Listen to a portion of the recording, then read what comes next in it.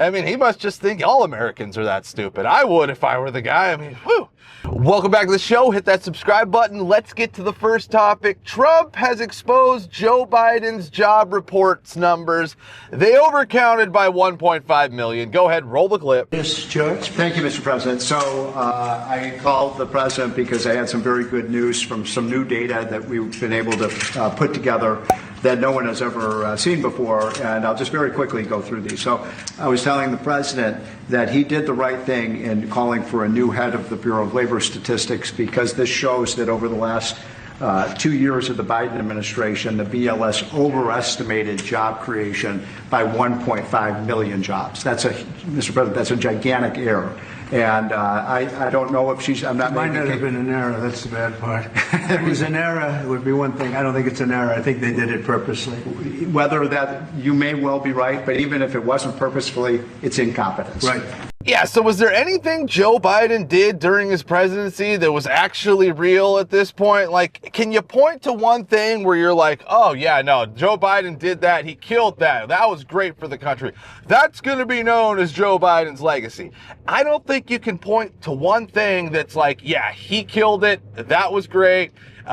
We were so happy when he did that, right? The whole auto pen controversy, we know he wasn't running the country in that regard. Basically, all of his pardons were fabricated, besides like the Hunter Biden one. They were all signed off by auto pen.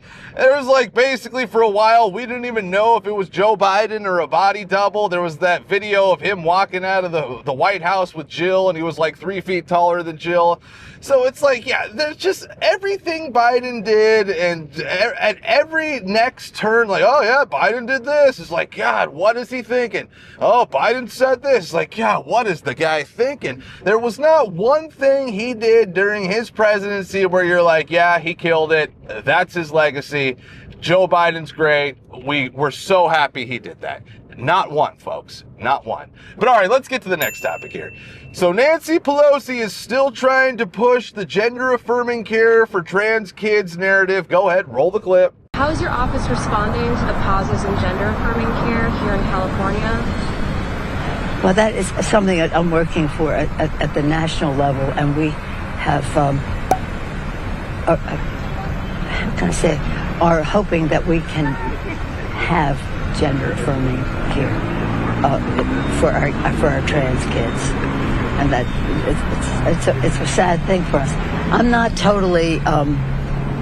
I don't know what effect we can have nationally with what we have going on in the White House and in the Congress. It's really very sad. If you were there, outside our door, we have a trans flag. Outside of our door in the office, congressional office building, we have the trans flag, as do some of our other colleagues. But that view is not necessarily shared by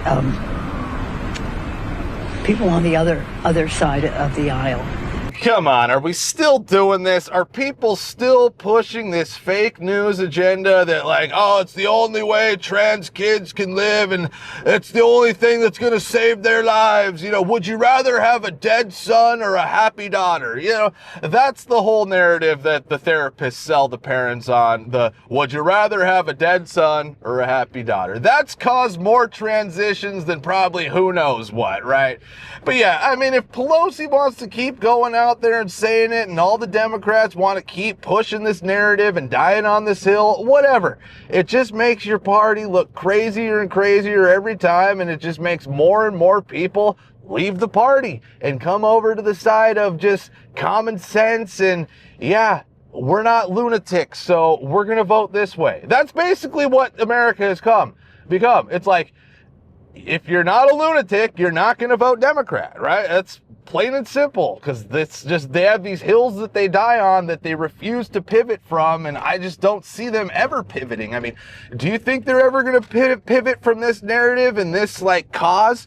No, because they've made it their identity, and lunacy is their identity. But all right, let's get to the next topic here. So Trump responded to SiriusXM declining to renew Howard Stern's contract at the end of the year. Go ahead, roll the clip.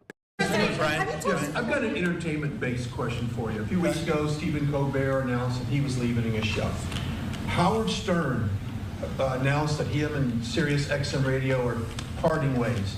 Do you think the hate Trump business model that's been in the entertainment business is going out of business because it's not popular with the American people? Well, it hasn't worked, and it hasn't worked really for a long time, and I would say pretty much from the beginning.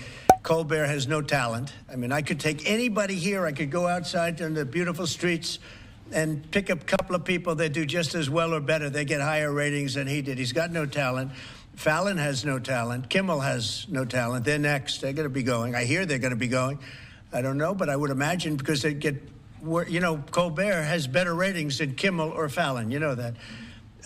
Howard Stern is a name I haven't heard. I used to do a show. We used to have fun, but I haven't heard that name in a long time. What happened? He got terminated? Yeah, they're going to separate ways because I think what they're offering salary-wise is real low than what he's getting. You know when he went down?